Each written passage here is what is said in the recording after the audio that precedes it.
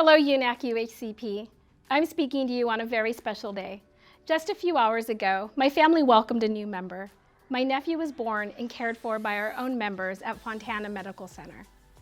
And I asked myself, as I do with my 4 children and 5 grandchildren, who are they going to become? What paths will they choose?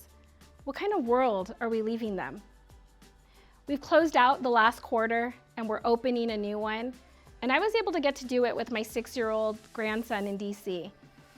He constantly tells me, "Grandma, you're always working." And this time he got to get a glimpse of where I go and what I do. I pointed out to him our White House, the Washington Monument, which he calls the Big Crayon. And I told him this is where decisions are made that affect our rights and our lives as workers in this country. As the president of this union, I feel it's my responsibility to make sure all of our members get paid what we deserve, are kept safe at work, and to make sure that our patients and their communities are getting the services and care they deserve. You've heard me say time and time again that we need to step up. Across our union, members are stepping up.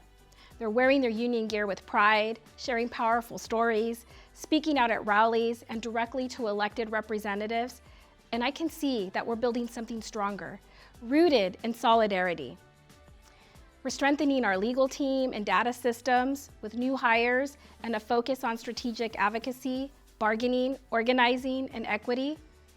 We had 30 VMOs, volunteer member organizers from across the union, meet with their respective senators and congressmen to speak out against Medicaid cuts by using their personal stories and experiences. The more they spoke, the more they found their voices. And who better to talk about this than the people that actually work within healthcare? They were owning their professions and proud to be representing our union. I was proud to see them shine in this way. From April to June, our VMOs helped in organizing campaigns for our AFSCME siblings in Ohio and Michigan. And at the end of June, they returned to help the Michigan nurses at McLaren Oakland win their union election by our overwhelming majority. So congratulations to all of them. Since January, our VMOs have grown to nearly 300 members and have helped recruit over 5,000 contract action team members. You know them as CATs. And this is just at Kaiser alone. And this number is just going to keep growing. But that's not all. We have 2 bills currently advancing through the California State Legislature. One, Senate Bill 596, which is patient safety legislation, which holds hospitals accountable for violating staffing ratios. It's now on its way to the Assembly. And the other one, Assembly Bill 1400, which is a pilot program for 15 community colleges to offer BSN degrees. This had unanimous bipartisan support and is now on its way to the Senate. They both go to committee this month. They're receiving a lot of support, and I'm very optimistic. Now, do you remember the Prime 9? 4 of them were our members at St. Francis in Linwood. After a year and a half, they finally reached a settlement reflecting their unjust terminations in December of 2023. Last time I spoke with you in April, our members at Pettis Memorial VA Hospital and Balboa Naval Hospital had been told that our union was not going to be recognized, which means their collective bargaining rights were being stripped away. UNAC UHCP on June 24th, our union got a win. The courts issued a preliminary injunction which blocks the executive order from going into effect. But this fight is far from over. It's still in the courts. We've got to continue to stand together to advocate for our rights, our patients, and our professions. And last time I mentioned, we have 19 bargaining tables.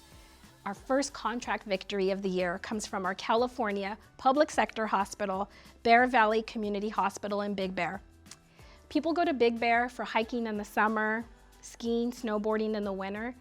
If something happens, our nurses at this small community hospital are always there for you. And now this contract is there for them.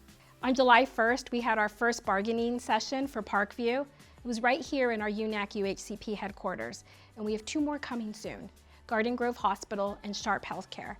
So by August, we will be in full swing. Let's kick up this hot union summer. It's gonna be a hot UNAC UHCP summer. The next 3 to 4 months are crucial. It's about stepping up and showing up. We're getting ready to shift. Things are going to ramp up. So whether you're at Kaiser or Sharp, Bear Valley or Balboa, Pettis, Parkview or Prime, What connects us is more than our contracts or our job titles. It's our shared purpose. So as we head into the next chapter, these next 3 to 4 months, I ask you to stay engaged, be proactive. Visit the website for updates. There will be many. What we accomplish with these contracts not only sets our wages, our rights, our working conditions, but they build the foundation for our future.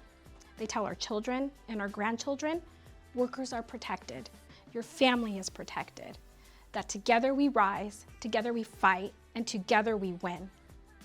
Happy 4th of July, UNAC UHCP.